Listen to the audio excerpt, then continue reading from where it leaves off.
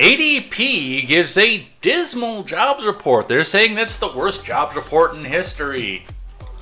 I don't know if that's true. Maybe in the worst jobs report in the history of ADP, but I don't even know if that's true either. We're going to talk about that and some of the reaction to what's happening with that, including the new feud that is going on between our current president and the head of the Federal Reserve. So we'll go over what that means, some of the revised numbers from the last 4 years, and where we go from there. In other news, the big beautiful bill has had a big beautiful blow up. Elon Musk, Rand Paul, and Thomas Massie all coming out with the ire of all of MAGA to say what they are against in the bill, and I'm going to be completely honest with you, shocking absolutely nobody. I'm with Elon and Rand and Thomas Massie. I went over why I didn't want to do any of the spending in a fairly lengthy video, in which I changed my mind on, and I did wind up voting for the Orange Man, but we'll go over the details of this, what's in with this, what the criticisms are of this, and what we do going forward. Donald Trump, in other news, decides that he is going to go after the Biden admin for the use of the auto pen. We'll talk about what that means, what the possible outcomes to this would be, and one of the big reasons that I'm actually also against this. It's not the one that the liberals are saying. I will tell you that right off the bat. And if we have time, because I do have a hard out today, unfortunately, Kiev releases drone footage of Operation Spiderweb. Yes, the Ukraine war has stopped being a defensive war, and Ukraine is now going onto the offense deep into Russian territory. We will go over what this means for warfare, if we have time, of course, what this means for the particular conflict in question, and why some people are saying that this is icing out the Trump admin. It is going to be all of this and more over here on Contemporary, so strap yourselves in, find some friends, get in that live chat if you are not commuting, because no texting and driving, and we will catch you on the other side of the break. And it was on a moonlit night, the stars shining bright, and they whispered from on high, your love has said goodbye. I am Jay Edgar, and this is Contemporary.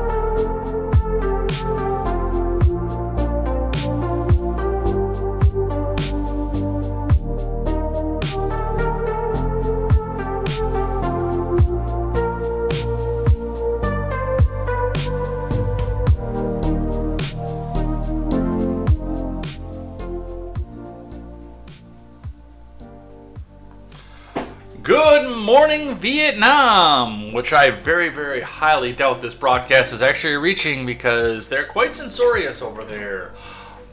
Besides, it's the middle of the night in Vietnam. Hi, my name is Jay Edgar. This is Contemporary. We have got a lot to go over and a little bit of time to do so. As I said in the beginning of the cold open, I have a hard out today, so we're going to try and stay on track. I actually asked Fanning if he could keep me on track for this one because, well, I got very important family stuff to do, and I got to be out of here by 9:30 Central Time. So we're going to get into this. We're going to go over what there is to go over, what it is that we talk about. I'm going to spend a bulk of the time talking about the big, beautiful bill, as you can probably tell by the title, because, well, I've been pretty open from this from the start, and I am not a fan of what is coming out of DC right now. I obviously know what Stephen Miller has into this because he's Stephen effing Miller. Reminder for those of you who are new here or who are watching this on the replay, wondering why I'm not saying the big, beautiful F word into this, is that because this broadcast live during people's morning commute, when some of them probably have kids in the car, going to daycare, going to school, etc. I know we're kind of coming up on that transition between daycare and school. I have chosen to forego the cursing that I did when I was a late night show because, well, you got your kids in the car, and I know your kids are probably going to learn those fun, colorful words eventually. I just don't want you to have to blame Uncle J. Edgar for learning those bold expressions of things. That's between you and your kids when you want them to learn those nice, bold words. I'm not going to be responsible for this. I slip every once in a while, I understand. But anyway, we're going to, we don't have to go over the rules right now. Most of you who are going to watch this broadcast already know all the rules. But we are going to start today. We're going to start talking about business. We're going to talk about Jonathan Joss from King of the Hill has passed away. We're going to talk a bit about that and some of the politicization of that one specifically. Usually when it's a celebrity death, especially if it's somebody whose work I've enjoyed a great deal, such as King of the Hill. It's just this is how this affects me, but because he was apparently gay, and I didn't even know that, by the way, and it happened on the first day of Pride Month, as they say. Yes, this has become a major political debacle, so we'll go over that in a little bit more detail on the other side of finance. We'll talk about the ADP jobs report. We'll talk about what the Dow is doing for the day. But yes, the bulk of today is going to be the big, beautiful Bullcrap bill. Let's see, now it's got 4 B's. Now it's 1 B better.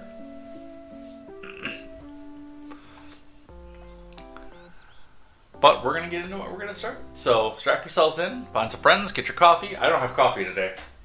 Probably going to make some coffee if I get a chance to after the stream so I can take it with me. And ice it down, but I got a glass of energy drink with my name on it.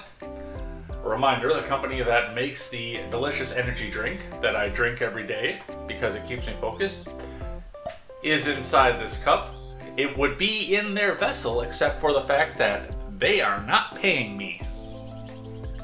We're good capitalists here. That's why we read the rules of acquisition. Let's get started.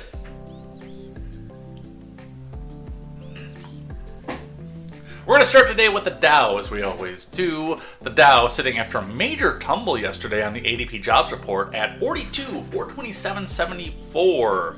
Then it kind of stayed steady throughout the day and just tanked at the very, very end. So we'll look at a couple articles talking about that. I'm going to put a quick refresh onto this one and see what is coming up for what's happening today on the futures. Let's grab one from CNBC. They're usually pretty good. Grab one from IDB as well because they'll talk a bit about the futures, even though they paywall a bunch of their crap now. So I'm on the LIRR, which is an acronym that I don't understand, but I'm guessing it is a subway line of some sort. And I have the whole train car to myself. You do not toe the Democrat Party line. I don't know that I would advertise that you're on a train car by yourself in New York City, my friend. And I know which borough you're in, and I'm not going to say that because it is New York City, and it's huge. And there are probably 1 million train cars going through there. So somebody who did want to say, how dare you do libertarian stuff, would have a lot of train cars to search, I'll tell you that. Stock futures jump after Chinese state media says Trump and Xi held call. A live update. So now they're coming back up. From Sean Conlon and P.S. Singh. Stock futures rose on Thursday after more reported developments between the U.S. and China. China. Futures tied to the Dow gained 89 points, or 0.2%. The S&P futures were also higher by 0.2, with the Nasdaq 100. On Thursday, Xinhua. State media for China reported that President Trump and Xi Jinping, Winnie the Pooh, held a phone call. The report sent stock futures higher. We don't know what was in the phone call, but they had a phone call. The report sent stock futures higher after they were little changed earlier in the day following a new labor market data. Jobless claims last week came in at 247,000, an increase of 8,000 from the week before, and more than 236,000 that economists polled by Dow Jones were expecting. This comes one day after an estimate of private sector payrolls rose by just 37,000 in May, coming in sharply below the Dow Jones forecast for 110,000, raising investors' worries about a softening job market and the impact on the economy. The Dow ultimately slid 0.22% on Wednesday, posting its first loss in 5 sessions. The S&P advanced 0.01% and the Nasdaq rose 0.32%. Still, the market's recent gains, which have been powered by a surge in technology stocks coupled by a blowout first quarter earnings seasons, have revived sentiment on Wall Street. Still, investors remain cautious that further pain could be ahead due to the Trump administration's tariffs. The impact of tariffs is still going to be substantial in the second and maybe the third quarter as well. Surprise so far seems that we're not getting that much inflationary pressure. Ed Yardeni research president, said on CNBC's Closing Bell, I think we got a couple quarters where, at least on the short-term basis, tariffs are going to hurt the profits. Which, I mean, hurting the profits is always going to be a major problem to begin with, but that is where we are at with that.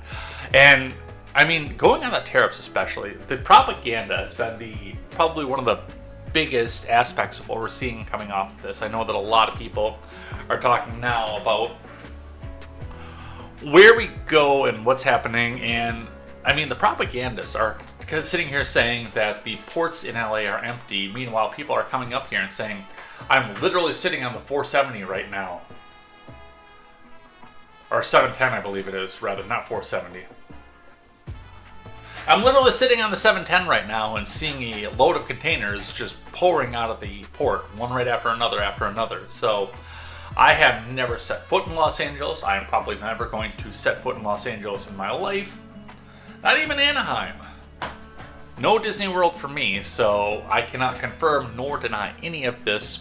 A lot of what we are hearing is hearsay, but I do think that the tariff crunch I don't think it's affecting things as much as people are saying that it's going to. So that is what we're seeing from this. Let's see how far they paywall the IBD article for the morning. From Investors Business Daily, Scott Latonin reporting today, and looks like it's wide open for me. Huzzah! Stock market today, indices edge higher after surprise jobs data. Tesla extends losses.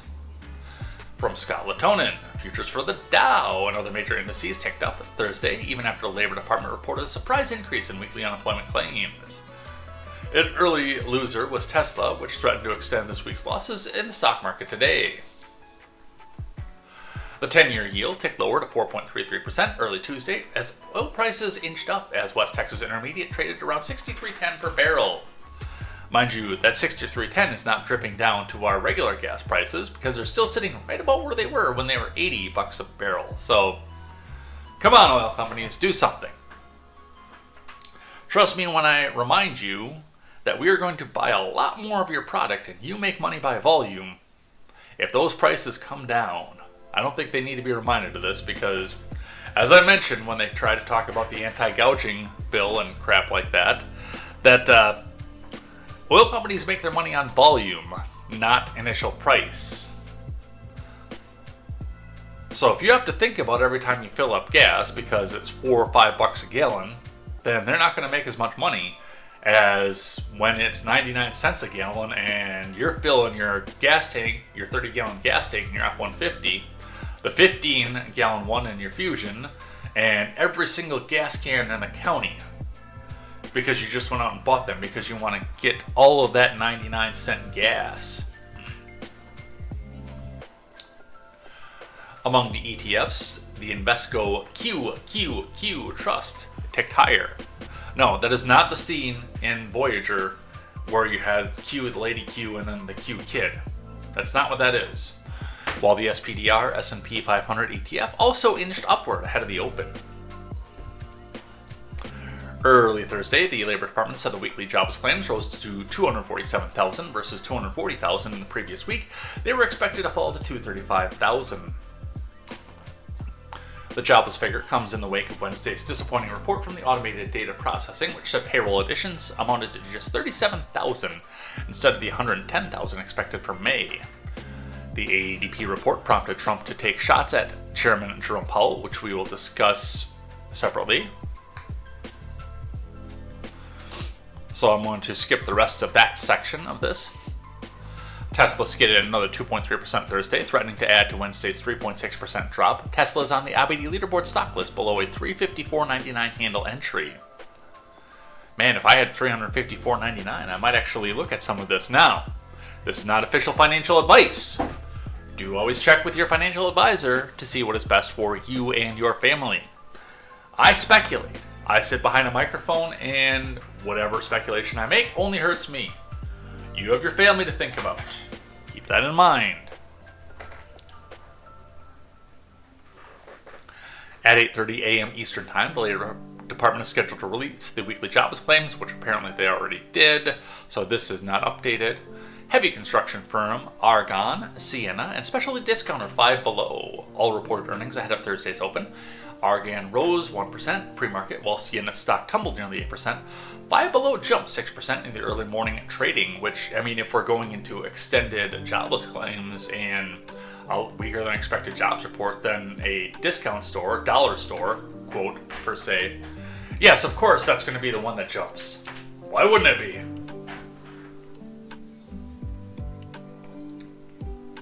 So, we don't have futures today because that's already come out and gone. So, let's talk about the jobless and the ADP numbers. All right, from CNBC, private sector hiring rose by just 37,000 in May, the lowest in more than 2 years, ADP says. Do I have something for Powell on this one? Or did I just grab the jobless numbers? Yes, I do have one for Powell, so yes, we'll talk about that. Briefly from here, private sector job creation slowed to near a standstill in May, hitting its lowest level in more than 2 years as signs emerged of a weakening labor market. Payrolls processing firm ADP reported on Wednesday. Payrolls increased at just 37,000 for the month, below the downwardly revised 60,000 in April. And Dow Jones forecast for 110,000. It was the lowest monthly job total from ADP since March of 2023. The report comes just 2 days before the more closely watched non-farm payrolls count from the Bureau of Labor Statistics, which is expected to show a gain of 125,000 and the unemployment rate steady at 4.2%. While the two reports often differ, occasionally by large margins, the ADP count provides another snapshot of the jobs picture at a time when questions are being raised over broader economic conditions.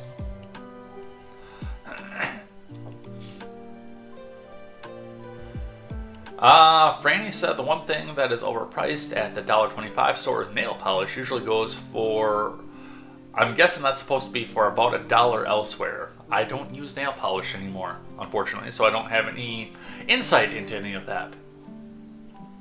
And the only color that I've ever actually used is black. Jet black, like my soul. Yeah, that's what I figured you'd said. Quest correcting himself right there. Let's see. After a strong start to the year, hiring is losing momentum, said Neela Richardson, chief economist for ADP. Well, realistically, one of the things that I do have to point out of the fact is that a lot of these jobs sat open and stagnant for years at some points here. And we did plunge a lot of people out of government work into the private sector who are probably now coming in grabbing up these jobs as they can, especially while they're still in the higher pay rate. Now that multiple people are starting to apply for these jobs, the rate is probably going to go down. I was talking to Palm the other day and saying that we might get to a point, especially if more and more government workers get let go either probationary, provisionary, or otherwise, and go back into the private sector. Or we might actually see a minimum wage job again, which, I mean, when's the last time we actually saw a minimum wage job of some sort? The local Culver's is hiring at $18 an hour right now.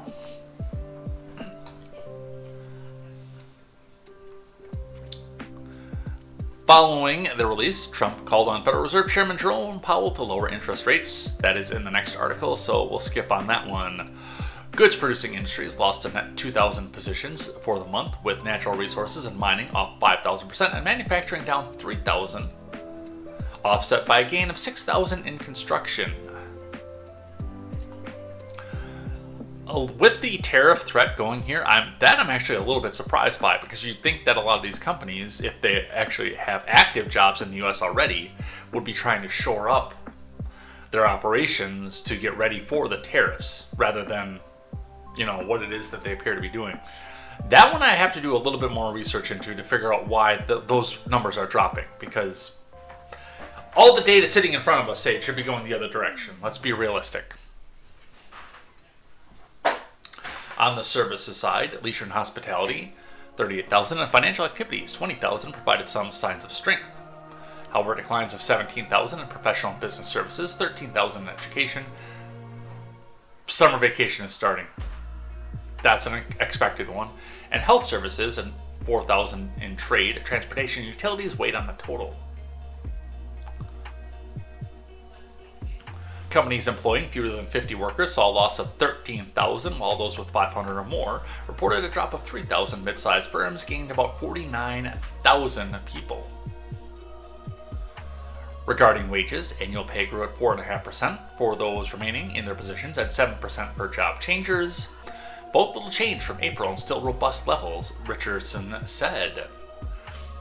Economic data has provided a mixed bag of late for the labor market. The BLS reported Tuesday that job openings rose more than expected in April, though other indicators, such as surveys from employment site Indeed and the National Federation of Independent Business, show weaker levels of openings and hiring intentions. That I can see for myself as we go. The market remains distressingly gridlocked with limited hiring and low quits. The market can't really keep steadily cooling off forever before it just turns cold. Indeed, economist Alison Shrivastava said after Tuesday's job openings report. Fed officials have been generally optimistic about economic conditions, though in recent days they have expressed concern about the potential impact from Trump's tariffs on both inflation and employment. So we will see what happens with this. However, we're going to stick with the NBC line, and we have to talk about Jerome Powell, because this may be the big thing that affects where we go and what we do at this point. From CNBC, once again, Trump says too late. Powell must lower interest rates after weak ADP jobs report from Kevin Breininger.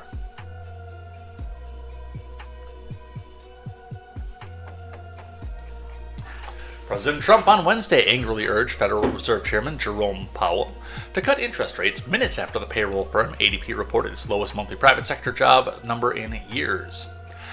ADP numbers are out. Too late, Powell must now lower the rate, Trump wrote on Truth Social.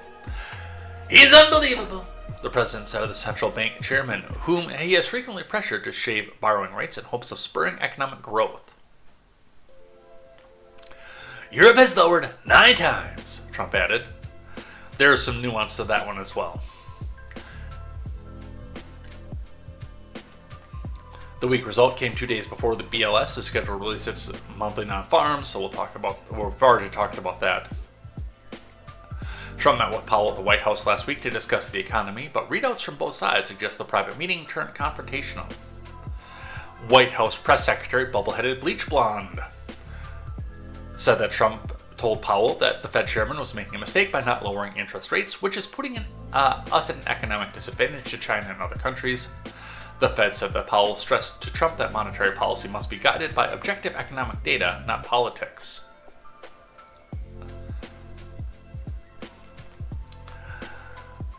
I have been analyzing this for 6 years now, especially on the economic side. I don't do culture war. You guys know this. because I don't care who bangs who. I don't care if you want to chop your stuff off. Leave the kids out of it has always been my moniker. Otherwise, do your thing. I'm very libertarian on that side. I don't care about weed. I don't care about trying to enforce Christianity by gunpoint. I don't care about any of that. But policy, monetary policy especially, is my forte and my big interest in all of this. So knowing that, I looked at what Bubbleheaded Bleach Blonde said, and yeah, they're both wrong. Both men are wrong in this, and yes, both of their positions are being guided by politics, heavily. Even though they're both saying it's about policy and not politics. No, it's all politics at this point. Trump has attacked Powell regularly since retaking office, calling him a major loser, and branding him with the derisive nickname Too Late as a criticism of the Fed continuing to hold rates. I mean, Trump calls everybody a major loser. I'm sure he's called his kids major losers before, so.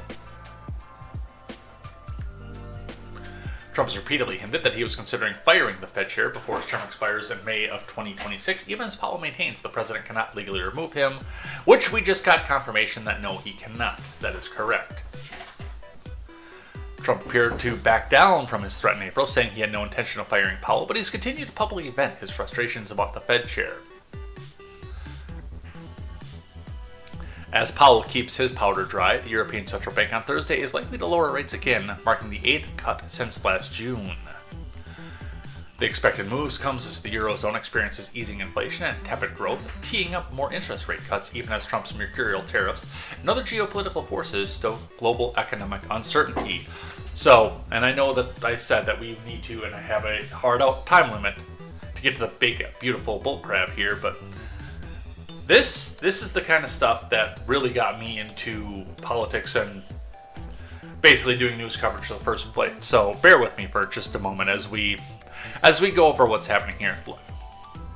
Why is my battery low in my headphones? I guess we're gonna have to use the wired ones again, but we'll see how far we can get on this one.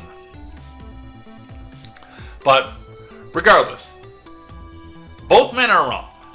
And I'm going to tell you this right off the bat, and yes, both men are playing politics off of this one. Jerome Powell is trying to keep the economy from blossoming out at an extended rate for two reasons. Number one is, yes, it is to spite Trump. Jerome Powell is a member of the ruling class, of the elite class. This is not trying to come back out and say that you should turn your ire to him, that you should hate him or anything else. It is an objective fact. Jerome Powell is a long-term fixture of the government. Meaning that yes, he has rubbed elbows with the people who are trying to bring the Trump administration down and probably owes a lot of them a lot of favors. Now, that's where he's being political. Where he is being actually policy-minded is the fact that if you bring the interest rate down too far, too fast, if you just drop it to zero right now, so many people are going to be running out to go borrow money to refinance. And yes, you're going to get a major crash in closing costs coming into the banks, and there's going to be some spur that comes along with that and everything else off of this, but it's going to be people jumping out to buy the houses that are on the market right now, which other people aren't selling because of the fact that they can't get what they want out of them because nobody can afford the interest rates. If you drop to zero right now, you're going to be dropping it too fast. And yes, that housing market is going to go back up to levels like what we saw during COVID when everyone was flush with cash and the interest rate was still 0.0%. People are going to look at houses like mine that are sitting on the market, or were sitting on the market at $200 some odd thousand and say, hey, what do you get off of 0% interest rates? With a 2.3% interest rate, hey, I can suddenly afford that, and now that's less than what I'm paying in rent. Which is not the situation that I found myself in when I bought this house. People are going to run out to upgrade, people are going to run out to update, and people are going to run out to remodel faster than the lagging job market can start putting people in to process the lumber and the sheetrock and the windows and everything else. And when 17 million people are all competing for the same windows, that's when you start to see prices jump. So with that being said, on Powell's side, if we have bring it down to 5.5%, I think right now would be the sweet spot, given the fact that interest rates are actually down and we need to spur some job growth.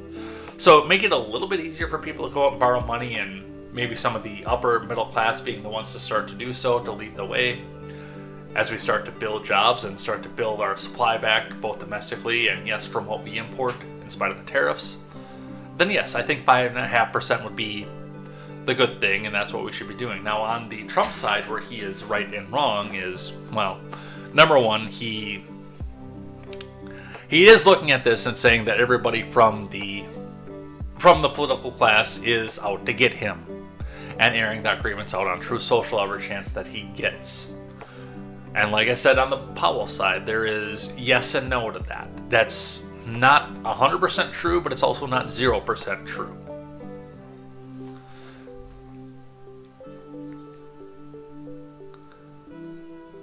And yes, I understand and respect the position that he's at. Just like I said with Powell, that the 7% interest rate that's on mortgages right now because of the, what is it now, 5.5% interest rate? What's the prime rate right now? Let's have a look. What is the prime rate? Current prime rate from Commerce Bank. 7.5% is the prime rate right now. So it's pretty much not changed at this point. So yeah, the 7.5% that we have on that, that's too high.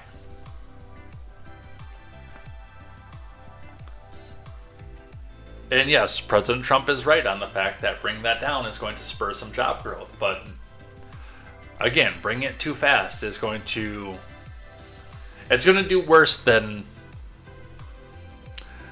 just bring it down a little bit. So that's where we're at with that. Those two are fighting. I am not a fan of the Federal Reserve, but I understand what it is that they are trying to do on this, both politically and policy-wise. All right, let's get this back up here. Nothing new on the main chat. Bunch of lurkers over on the Rumble side. If you're not driving on Rumble, say hi. It helps move us up to the front page. All right, now let's talk a little bit about Jonathan Joss, which is why we used the song Blue Moon of Kentucky. This is going to be actually, there's going to be a lot of King of the Hill on this episode. Now, as you guys know who've been here for a while, typically celebrity death, especially if it's from art form that I tend to consume, which King of the Hill is one of those, is an article or two saying what I enjoyed about the person's work, saying how much I will miss them, and wishing this person off to whatever it is that he believes in his next life. But, of course, this had to turn political because of the details surrounding it. Why wouldn't it? Starting with the USA Today, King of the Hill actor Jonathan Joss shot dead at 59. They just had a little short blurb on this one. Actor Jonathan Joss, who's best known for voicing John Redcorn on the TV show King of the Hill, has been shot and killed in San Antonio. That's it. That's the tweet. They've got a video on this, but some of this stuff we're going to go over in other articles, so I'd rather talk than watch a video. From NBC, Dallas-Fort Worth. Jonathan Joss's husband claims King of the Hill actor's killing was a homophobic attack. Because of course it was. Why wouldn't it be? From Danielle Abreu. The husband of Jonathan Joss, the actor best known for his role in the animated television series King of the Hill, claimed the person who fatally shot Joss yelled violent homophobic slurs before opening fire. The 59-year-old was killed near his home in South San Antonio on Sunday night. In a statement released the day after his killing, Tristan Kern de Gonzalez said he and Joss had previously faced harassment, much of it openly homophobic. He was murdered by someone who could not stand the sight of two men loving each other, Gonzalez wrote. After the shooting, authorities arrested 56-year-old Sigfredo Alvarez Ceja and charged him with murder in Joss's death. In a statement, San Antonio police said the investigation has found no evidence whatsoever to indicate that Mr. Joss's murder was related to his sexual orientation. We take such allegations very seriously and have thoroughly reviewed all available information. Should any new evidence come to light, we will charge the suspect accordingly, police said. Gonzalez recounted that he was present during the attack and said before the shooting that they were checking mail at Joss's home, which had been heavily damaged during a January fire that claimed the lives of their 3 dogs. The home was burned down after over 2 years of threats from people in the area who repeatedly told us they would set it on fire, he wrote. We reported these threats to law enforcement multiple times and nothing was done. Throughout the time, we were harassed regularly by individuals who made it clear they did not accept our relationship, Gonzalez went on to share. Much of the harassment was openly homophobic. He said when they visited the property to check the mail, they allegedly found the skull of one of their dogs in a harness on site and caused them severe emotional distress. I hate to tell you this, but the skull of a dog doesn't typically burn in normal house fire temperatures, and neither do leather harnesses. And I don't know where you found it either, so if you found it on the front step, propped up with the harness neatly put in front of it, then yeah, that might have been a threat. If you found it among the ashes while you're looking for stuff to survive, then that probably was not any sort of malintent. We began yelling and crying in response to the pain of what we saw, he wrote. While we were doing this, a man approached us. He started yelling violent homophobic slurs at us. He then raised a gun from his lap and fired. He continued, Jonathan and I had no weapons. We were not threatening anyone. We were grieving. We were standing side by side when the man fired. Jonathan pushed me out of the way. He saved my life. Oh, something heavy just drove by. My whole desk just shook. Police responded to the home about 7 p.m. Sunday, and officers attempted life-saving measures until EMS arrived. San Antonio police sent a statement. EMS pronounced the victim deceased. So,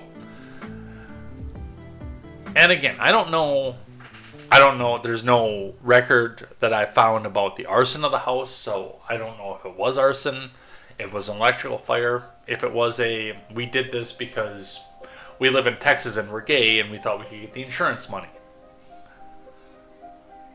There's a broad spectrum of what could have happened with this.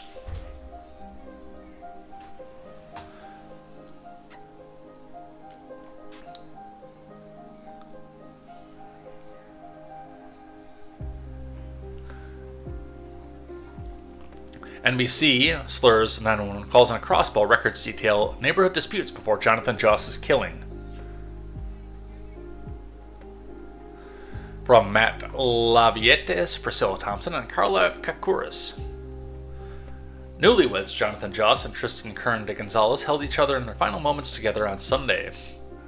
Joss, the voice actor best known as John Redcorn on King of the Hill, had just been shot in the head in front of their San Antonio home, which, by the way, they keep bringing up King of the Hill, and that was the reason I did Blue Moon of Kentucky as the opening song lyrics for the day.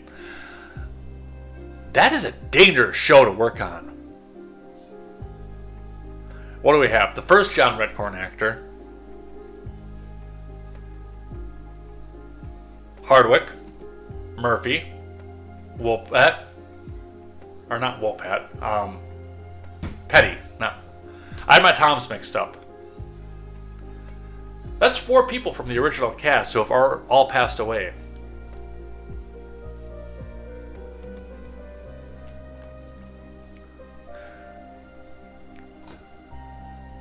I didn't want him to struggle and everything, so I decided to tell him I loved him, and despite the severity of everything, he was able to look up at me and acknowledge what I was saying. So I know he heard me, Kern de Gonzalez, 32, said. I just kept telling him. It's okay, you need to cross over. You don't need to keep struggling. You need to go ahead and cross over easy. Hernan Gonzalez said Joss's killer also had final words for the actor. He called him and his husband Jotos, or Jotos rather, it would have been, a Spanish slur for gay people. I've been called that word while I was sitting on a bench with Jonathan eating lunch, Hernan Gonzalez said, and I got called that holding Jonathan while he died. Shortly after, police arrested one of the pair's neighbors, Sigfredo Alvarez Ceja, 56, in connection with Joss's killing. Hernan Gonzalez says he believes his husband was killed because of his sexual orientation, but San Antonio police say there's no evidence to indicate the killing was motivated by hate. Authorities have yet revealed a motive or additional details of the investigation. Police records obtained by NPC News and interviews with Hernan Gonzalez and the pair's neighbors paint a complicated picture of what led up to Joss's death. Ceja cannot be reached for comment. He has not yet acquired an attorney, according to the Bexar County District Clerk's office.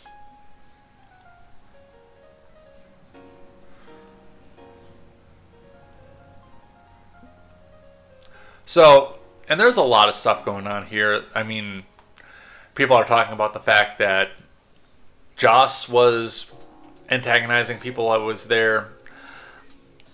As far as the slur at the end, if it even happened, I mean, that's all hearsay at this point for evidentiary. There's no camera footage or anything else of that. And a lot of people can say or hear various things in the moment. And I'm not saying that Ceja actually didn't say that. One of the things that I will say is that in the heat of a moment after an altercation, especially if there was some sort of altercation, yelling or otherwise, you say things. I bounced for a little while. I bounced for what was normally actually a peaceful bar, but sometimes on a weekend night you actually had to have somebody checking IDs and make sure everything was good. And I got into exactly one physical altercation over that. And yeah, after I threw the guy on the ground, throwing him out of the bar, I called him a bitch on the ground. Did I think the guy was a female dog? Or an antagonistic woman? No. It came out of my mouth.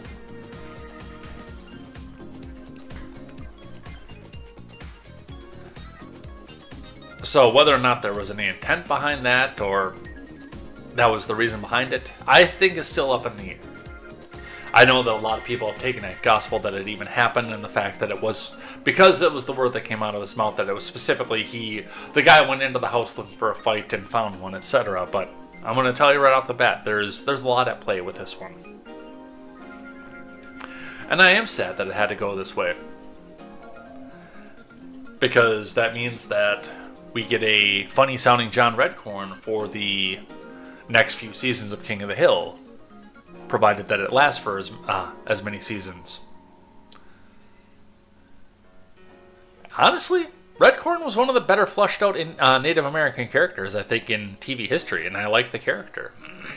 It wasn't just, I'm a Native American for the sake of being a Native American. There were actually nuances to him, and he had a personality outside of, I'm a Native American. I mean, the first season, that's all that he was, but...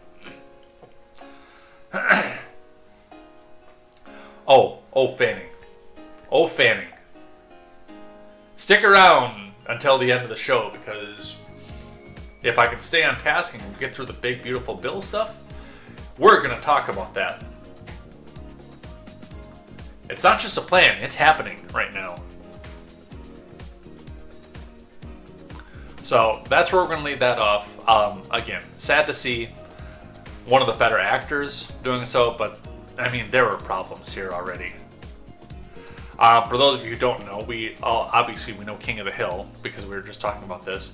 Joss was also Chief Ken Hotate in Parks and Recreation, which I've never seen.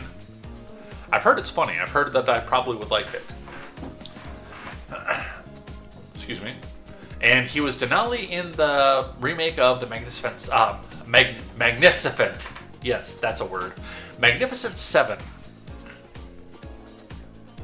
The remake from the 60s Western, which I've also never seen because the only Western I've ever seen is Tombstone.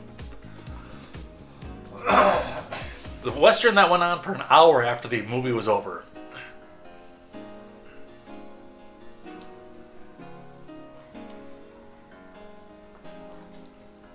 I've seen Tombstone. I've been to Tombstone, by the way, too.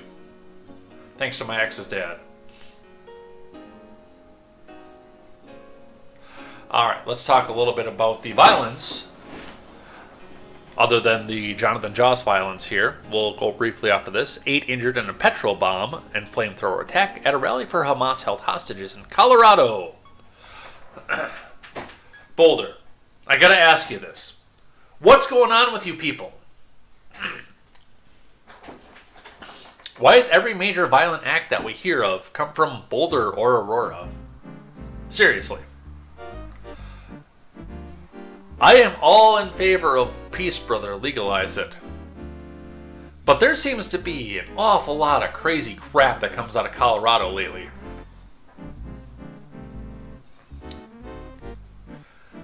Alright, I have no author given here from Sky News. 8 people have been injured at a U.S. rally for Israeli hostages after they were attacked by a man with a makeshift flamethrower and petrol bombs. I want to know what the makeshift flamethrower was, by the way. Was it Bic and a bottle of Aquanet, or a can of Aquanet? That's what I'm picturing it was. A Bic and a can of Aquanet, which I probably shouldn't say that I know too loudly how to do. Because I'm sure that my personal FBI agent is taking notes right now as he's watching Contemporary. He's 1 in the 10 right now.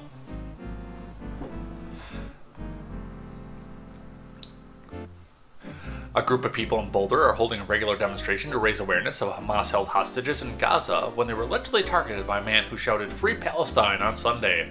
A free Palestine? I'll take it! Is it Ohio or is it Middle East? Whatever, I'll take it. Yeah.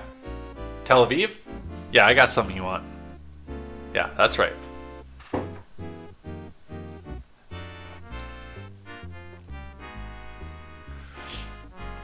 The suspect, who police named as 45-year-old Mohammed Sabri Solomon, was arrested on the scene. Earlier on Monday, Solomon, from El Paso County in Colorado, was charged with 2 counts of first-degree murder. Boulder police in Colorado have since confirmed on X that no victims have died. Praise the Lord. 4 women and 4 men aged between 52 and 88 were injured and taken to hospitals, Boulder police said. The force said the injuries range from very serious to more minor. But hey, they'll live to see another day, so I'm happy about that. Some of the victims were airlifted to the hospital. Authorities had earlier put the number of injured at 6 and said it was at least one of them was in critical condition. The FBI says the attack was targeted act of terrorism. Yeah, we didn't need the FBI to tell us that.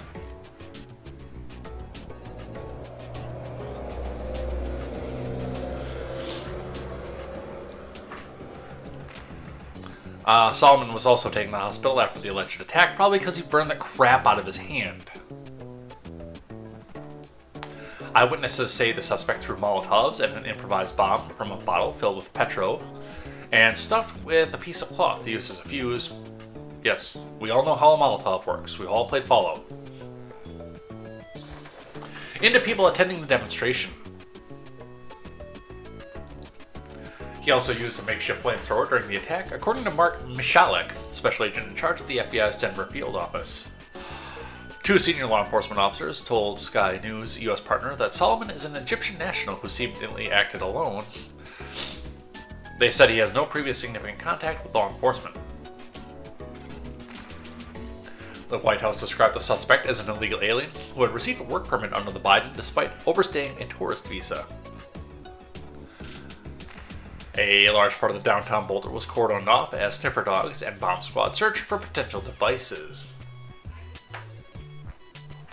Police Chief Steve Redfern said the attack happened around 1:26 p.m. local time on Sunday, and the initial reports were that people were being set on fire. When we arrived, we encountered multiple victims that were injured, with injuries consistent with burns, Mr. Redfern told social media. The police chief also said he did not believe anyone else was involved. We're fairly confident we have the lone suspect in custody. Boulder's police chief said the attack happened as a group of pro-Israel people were peacefully demonstrating. So, and it's a devastating thing to see where somebody can come in, but one of the other things that I also mentioned off of this is the fact that it's not the guns. If people want to hurt other people, they're going to find a way to do so. The first murder in existence, if you follow the Bible and believe its teachings, was committed with a rock. And yet we didn't go down the road of having common sense rock control automatically throughout all of time.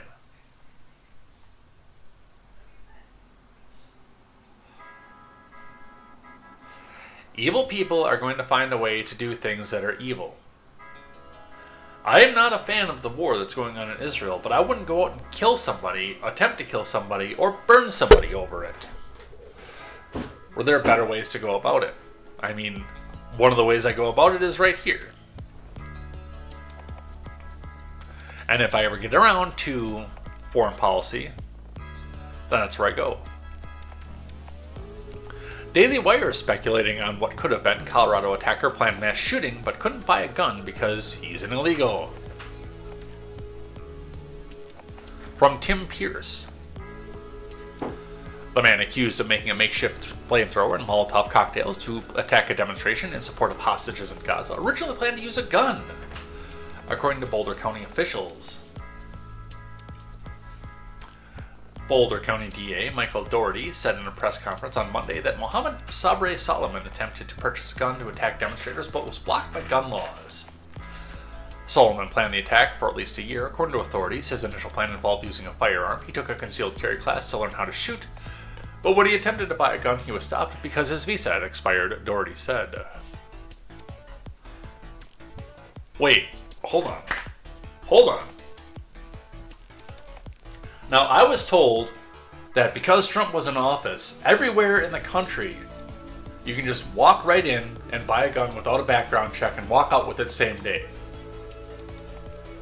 They don't check your IDs, they don't do anything. Are you saying the media might have lied to me? Is that possible?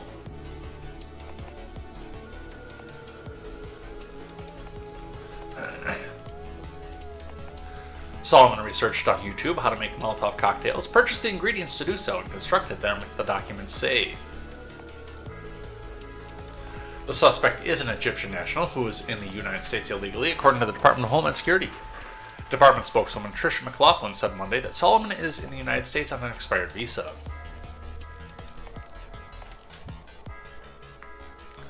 The Colorado terrorist attack suspect, Mohammed Solomon, is illegally in the country, said McLaughlin. He entered the country in August of 22 on a B-2 visa that expired on February 23. He filed for asylum in September of 22.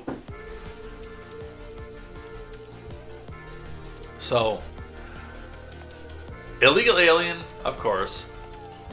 Can't buy a gun. Which, I mean, blows a lot of the air. There's a lot of reason this story didn't get as much traction. And the next one that we're going to talk about got even less. What we know, I'm going to skip that one. Time crunch. Video appears to show Boulder suspect speaking to camera while driving before the attack. Let's see if we can find that video. They do not have the video. I'm sure that got scrubbed from the internet. Let's look briefly at this one. From Kevin Shaley, Emily Shapiro, and Luke Barr.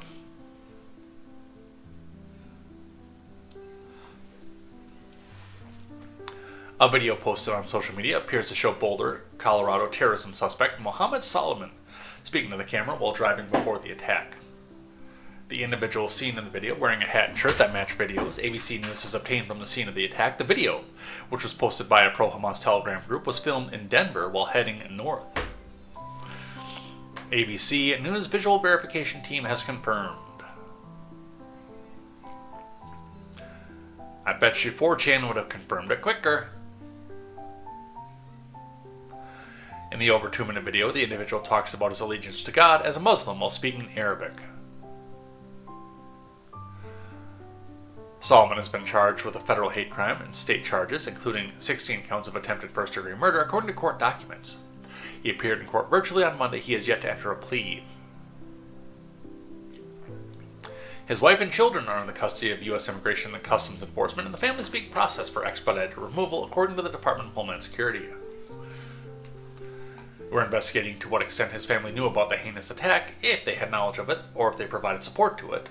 Christy Noem said on Tuesday, "I'm continuing to pray for the victims of the attack and the families. Justice will be served."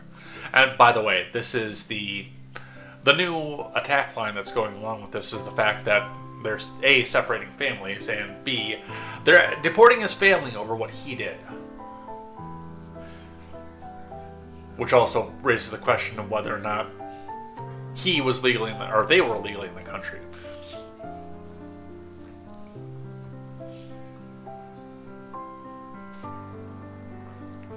Solomon was born in Egypt and lived in Kuwait for 17 years before moving to Colorado Springs 3 years ago, court documents show. So,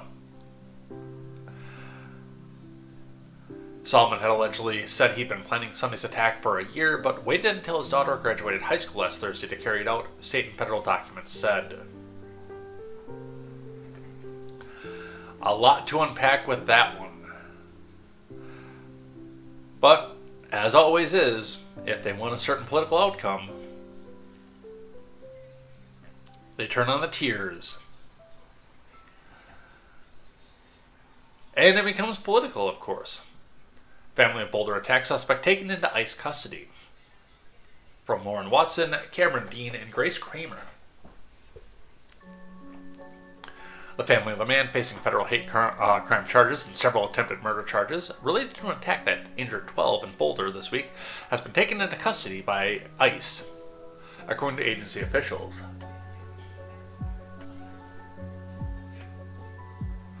According to CBS News, a DHS official said 6 people, Solomon's wife and children, were taken into ICE custody and will now be processed under expedited removal.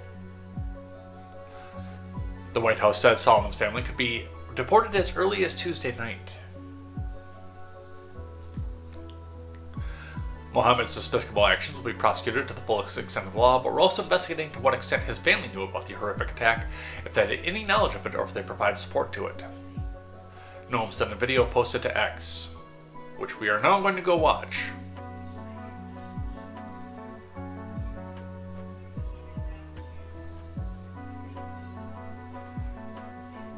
Hi everyone, I'm Homeland Security Secretary Christy Noem.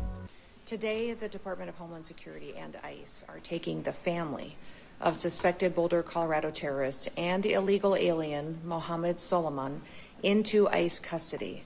Now, Mohammed's despicable actions will be prosecuted to the fullest extent of the law, but we're also investigating to what extent his family knew about this horrific attack, if they had any knowledge of it, or if they provided support to it. I am continuing to pray for the victims of this attack and for all of their families. Our thoughts and our prayers go out to all of them, and I want them to know that justice will be served. Hi, everyone. I'm Homeland Security Secretary Christy. And yeah, the people who have certain sympathies are going to turn on the tears over this one, saying, yes, he's deporting families. A judge has actually blocked this deportation currently. It's a Biden appointee. From John Bacon and Michael Loria, judge temporarily blocks deportation of family of man charged in Boulder terror attack. A federal judge in Colorado on Wednesday temporarily blocked the Trump admin from deporting the wife and 5 children of the suspect in a firebombed attack on a demonstration to support the Israeli hostages in Gaza. District Court Judge Gordon Gallagher said, in an order, deporting the family without adequate process would cause irreparable harm. Okay, what is the adequate process then? Lawyers representing the family of the Egyptian national charged in Sunday's attack sued the U.S. government on Wednesday, seeking to win the family members released from custody and block their deportation, according to court documents. And again, the question that I always have when something like this pops up is, why were we not doing this if you are a family that's legal? Why were you not doing this when your visa expired? Why do you suddenly, well, I know why they have the funds to do it now and the means to do it now, because this story made huge news headlines and an immigration lawyer went and did it pro bono because he thinks it's going to be good for his public image and his career. He might get a judgeship from an upcoming Democratic administration.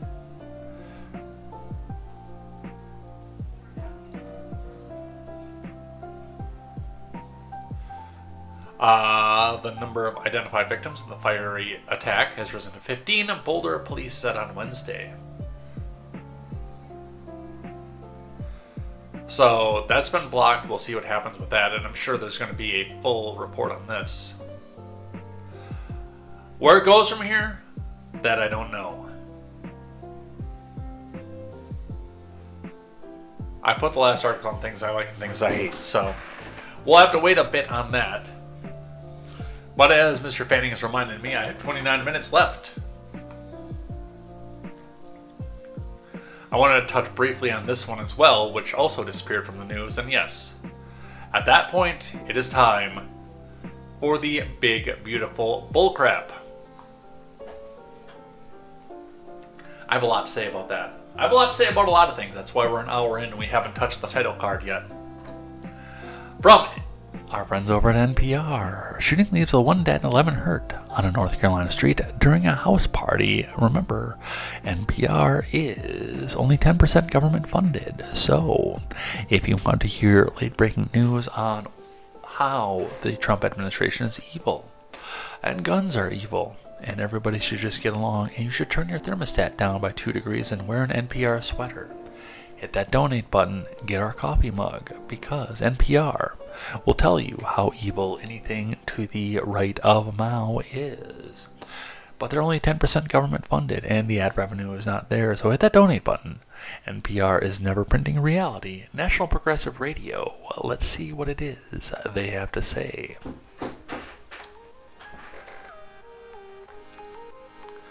Gunfire erupted around a house party in western North Carolina early Sunday, and 1 person was killed and 11 others were hurt, with some gunshot wounds and others from injuries from fleeing the shooting in a usually quiet residential neighborhood, sheriff's deputies said. Authorities said at least 80 shots were fired in the shooting that began at around 12:45 a.m. People reported running, ducking for cover, and scrambling to their cars for safety. Hours later, Sunday, law enforcement had made no arrests and was seeking tips from the public in the case. A statement from the Catawba County Sheriff's Office said 58-year-old man, Sean Patrick Hood, of Lenore, was killed. And the oldest of the victims, who ranged in age from as young as 16, it said 7 of the injured remained hospitalized late Sunday, though updates on their conditions were not immediately released. One of the victims was previously reported in critical condition. Authorities believe there was more than one shooter, a sheriff's spokesperson said. The agency said it was asking for people who attended the party to contact the officer. Sheriff's Office Major Aaron Turk said that in a news conference the shooting occurred in a normally quiet neighborhood in southwest Catawba County, about 7 miles south of the city of Hickory.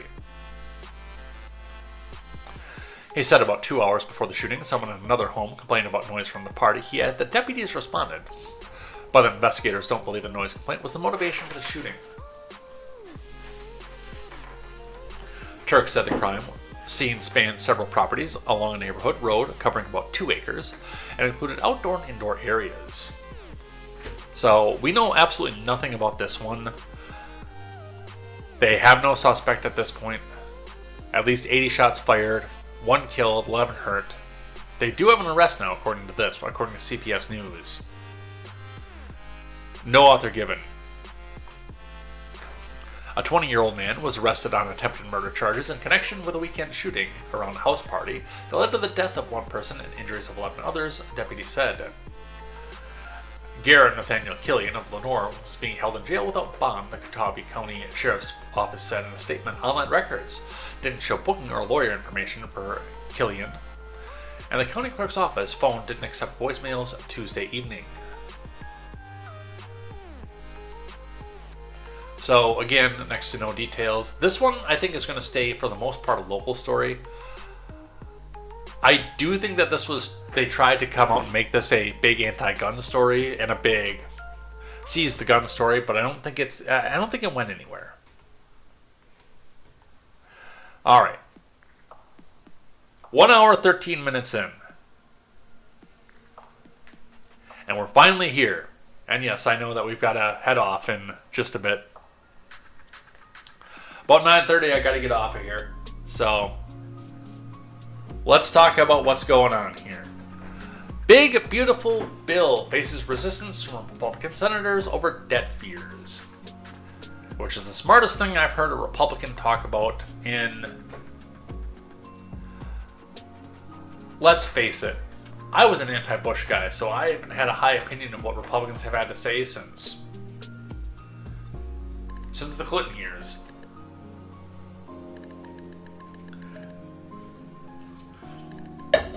From Louis Cassiano.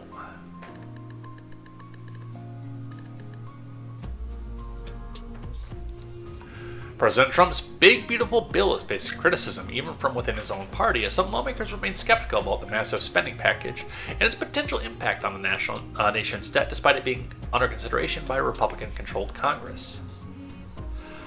The spending bill, which the House passed last month, is now in the Senate's hands, aims to address a number of issues, including tax policy, border security, and immigration, defense and energy production, the debt limit, and adjustments to SNAP and Medicaid. I want to tell you right off the bat, they lost me when they started talking about the debt limit, and I've read a part of this at this point. I have not read the entire thing, admittedly. It's 1,000 pages, and I do still work for a living.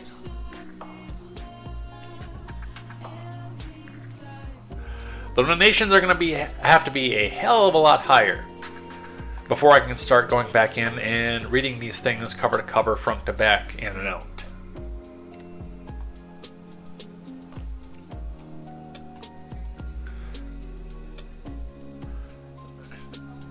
It's not for lack of interest, it's for the fact of you've got to get me out of my 40-hour-a-week job in order for me to do so.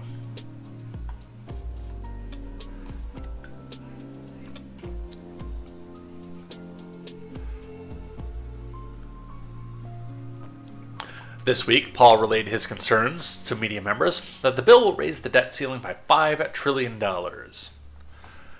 We've never raised the debt ceiling without actually meeting that target, he said. So you can say it doesn't directly add to the debt, but if you increase the ceiling to $5 trillion, you'll meet that. And what it does is it puts off the back burner, and then we won't discuss it for a year or two.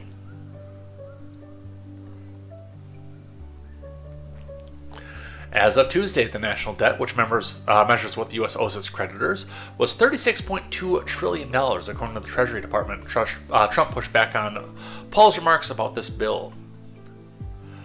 Rand Paul has very little understanding of the BBB, which is probably not true because he's probably one of the few people who've read it. We'll talk about that in just a bit. Especially the tremendous growth, in all caps, that is coming. He loves voting no on everything. He thinks it's good politics, but it's not. The BBB is a big winner, Trump wrote on Truth Social. I doubt he's read the whole thing.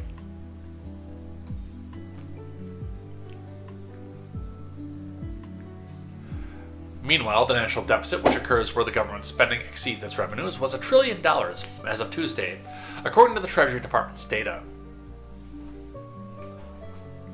On Tuesday, White House Press Secretary Bubbleheaded Bleach Blonde said the blatantly wrong claim that the big beautiful bill increases the deficit is based on the Congressional Budget Office and other scorekeepers who use shoddy assumptions and have historically been terrible at forecasting across Democrat and Republican administrations alike.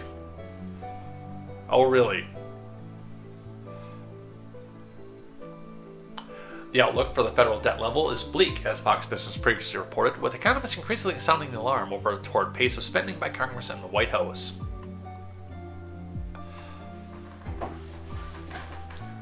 Under the terms of the bill would add over $2 trillion to the budget deficits over a decade, according to a recent analysis by the nonpartisan CBO. Altogether, the tax cuts and reforms in the package add nearly $3.8 trillion to the deficit over a decade, though the spending reductions in other parts of the bill offset some of that to arrive at a $2.3 trillion figure. That just means that we didn't cut enough, you guys. Elon Musk, who ended his tenure last week as Trump's lead of the Department of Government Efficiency, doubled down on his position Tuesday that the House's reconciliation package was an abomination. We will talk about that in just a bit. I'm sorry, I just can't stand it anymore, Musk posted on X on Tuesday. This massive, outrageous pork-filled congressional spending bill is a disgusting abomination. Shame on those who voted for it. You know you did wrong. You know it.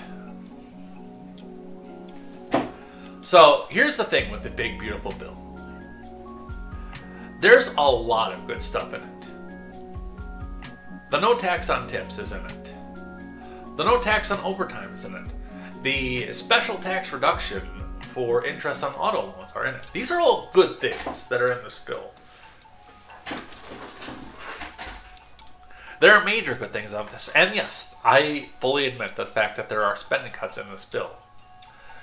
But it has spending in other areas, and it does, indeed. It releases and raises the deficit and, in turn, the debt by a massive amount. Now, and again, for me, the non-starter was the fact that they were putting a debt ceiling increase into this to begin with. Because they know and they expect the fact that they're going to be expected to go back and spend.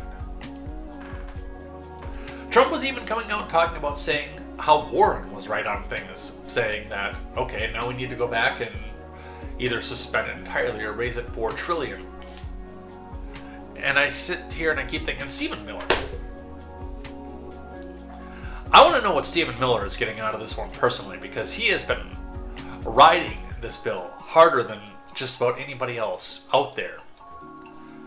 He's got to be getting some sort of kickback off of this one. There's no way that he's not at this point. I'm not a fan of Miller either.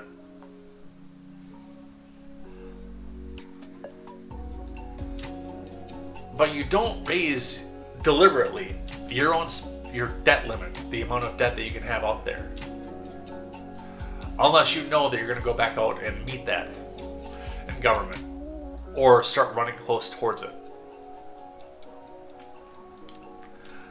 And a lot of the Doge cuts didn't make it into it. Now, if you listen to the people who are full out MAGA on all of this, you're going to start to hear a lot of things like, oh, well, he's putting rescissions in there, and he's making Congress go back and add these things after the fact, and it's only going to take a 50-vote majority to go back and do the rescission process over this.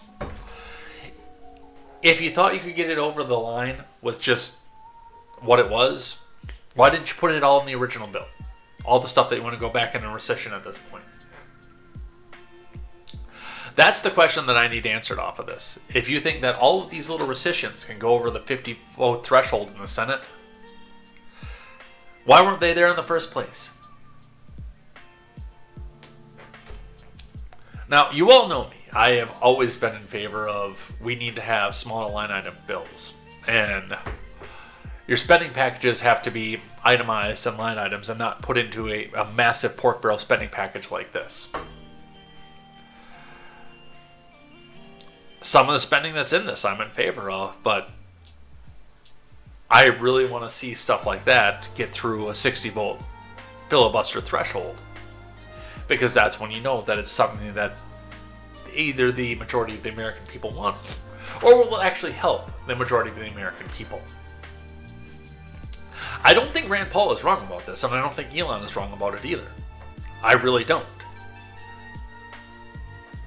And as I've said, this has been one of my big things since the very beginning, since the very first video that I put out, which admittedly my first videos were about the Parkland shooting, because I'm also a very, very strong proponent of the Second Amendment, and know that a lot of these people were overlooked at the time on their background checks so they could legally buy a firearm and go perpetrate what it is that everybody in the FBI knew that they were going to perpetrate.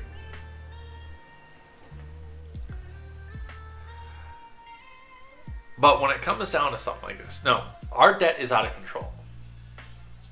And it's really time to sit down here and start to accept the fact that our debt is out of control. I made a 25-minute video explaining why I didn't want to vote Trump. And I wasn't going to vote for DeSantis either. But I did especially want to go vote for Trump because of the fact that stuff like this was in there. That I knew that somewhere down the road the spending package was going to be.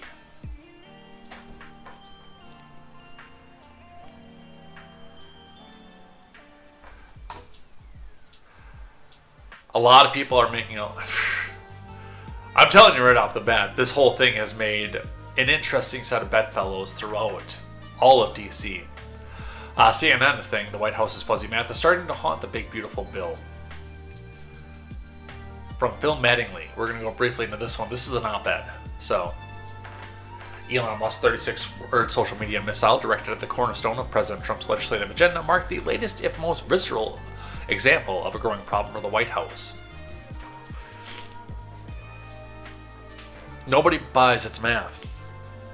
I'm sorry, I just can't stand it anymore, Musk posted in the middle of the White House press briefing, in a dramatic escalation of initial objections to the giant domestic policy bill's cost.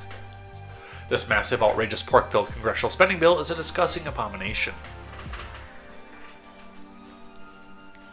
Musk's post and its Wednesday follow-up landed at the most delicate moment for an essential pillar of Trump's entire domestic agenda. Senate Republicans are set to launch their high-stakes effort to pass the bill while Trump and his top advisors seek to aggressively counter the widespread consensus among economists, nonpartisan budget scorekeepers, and Wall Street analysts that the bill will wipe trillions of dollars, trillions of dollars onto the soaring U.S. debt. Trump's top economic officials insist unequivocally and repeatedly that the one big beautiful bill won't add to the debt over 10 years. The definitive statements serve as an unabashed outlier among the catalog of budget scores, growing forecasts, and macroeconomic analyses produced since the House Republicans passed their version of Trump's agenda by the narrowest of margins. Differences between opinion between economists and scorekeepers and analysts are commonplace, as are the heated rhetorical attacks lobbed at Congressional Budget Office. They aren't exclusive to this White House, but their near-universal agreement that the bill's combination of tax and spending cuts, net out as a significant deficit driver, lays bare an unusual... Oh, there went my headphones. An unusually dramatic disconnect with the view of the Trump economic team.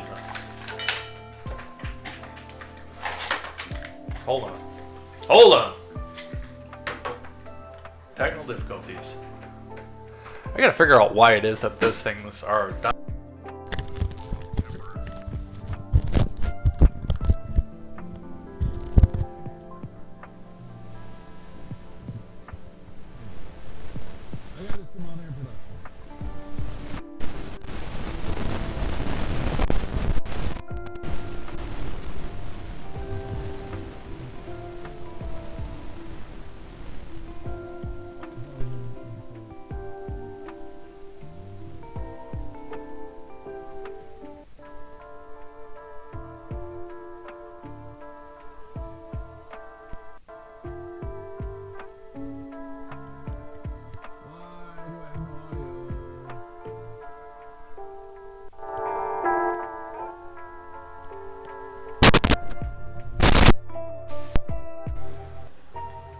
I went in the wrong hole, that's why. Wrong hole!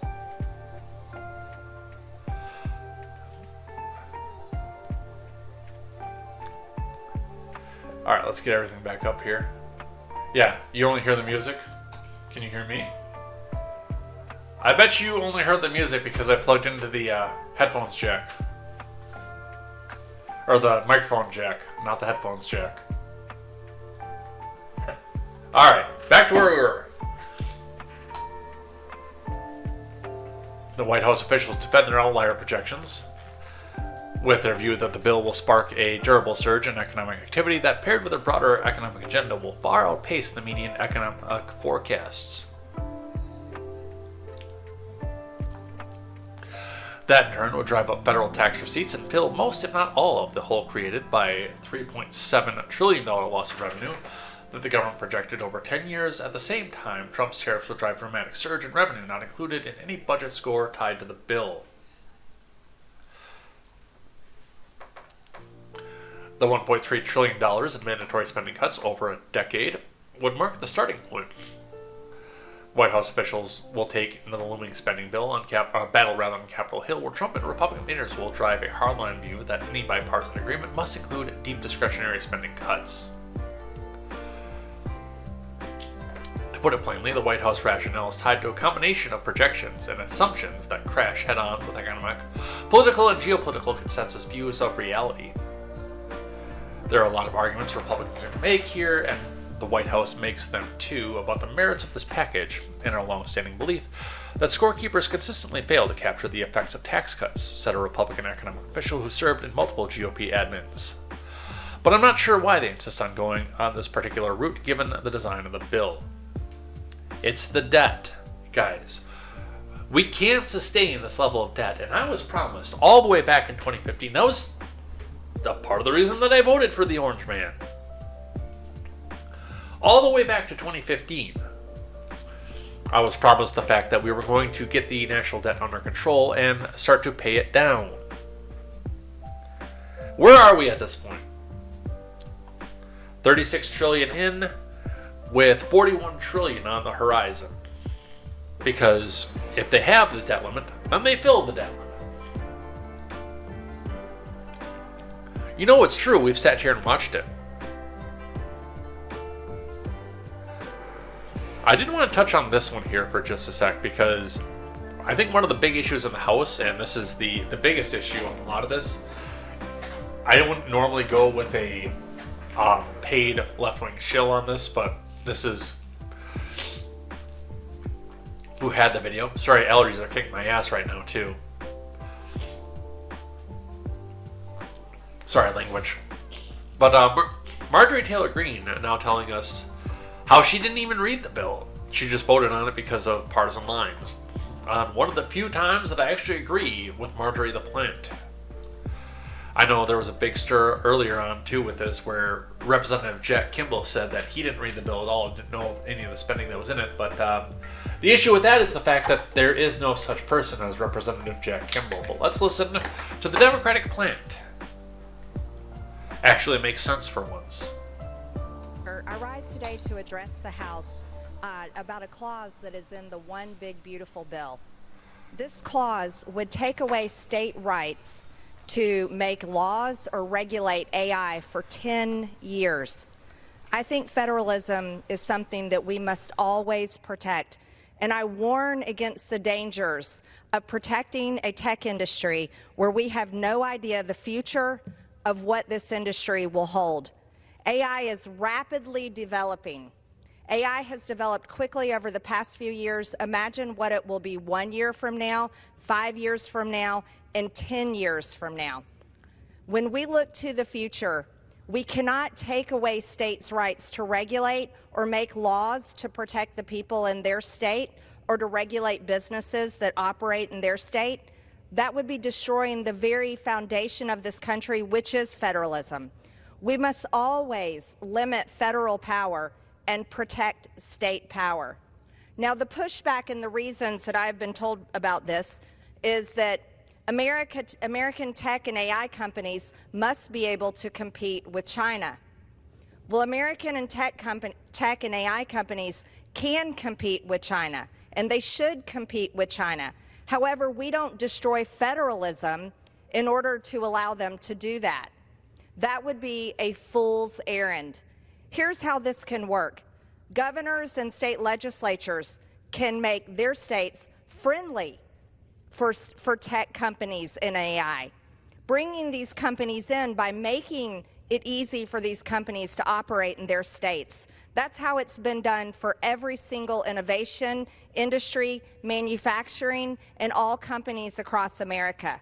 You don't destroy federalism for one industry, you protect it and allow states to compete to bring those companies into their states. That's the right way to handle this going forward.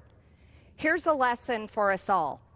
No matter what political party holds office and is in charge, we should all watch carefully the bills that we pass, and we should be mindful about protecting not only state rights, but the rights of the American people, and look to the future. When I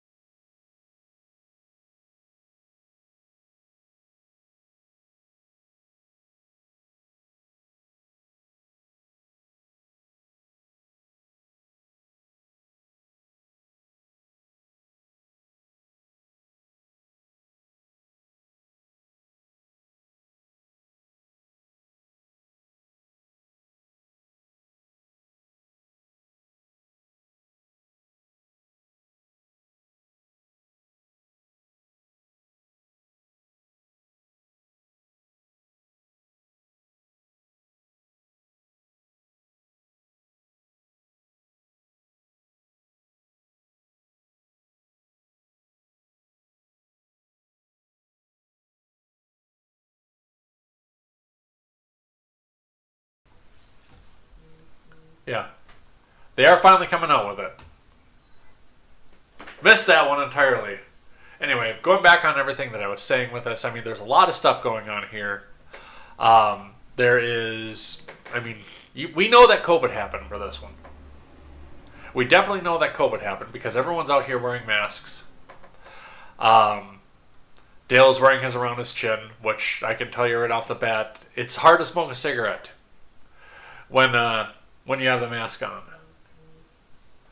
Yeah, I'll fix that in post for when we come back out. I'll get that segment cut back out, the part where I had no microphone.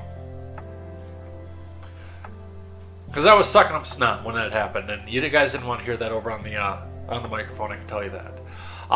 It looks like Bobby is going to be about 21. They said that in the storyboards, Hank and Peggy moved to Saudi Arabia chasing a propane dream so they could, because apparently they got paid a bunch of money to do so they could save up a retirement nest egg. That's why they moved out of the house, and that's why the Arabic-looking guy has moved in there. Possibly Boomhauer had a love interest at some point, and maybe a family now at this point. But it looks like there's going to be a lot of change. They're moving this up 8 years, even though it's been 16 years since King of the Hill went off the air. But yeah, I'm looking forward to this one. I really am. I want to see what happens with that. And with that, we actually have to head out of here a bit early. So let's find my outro music.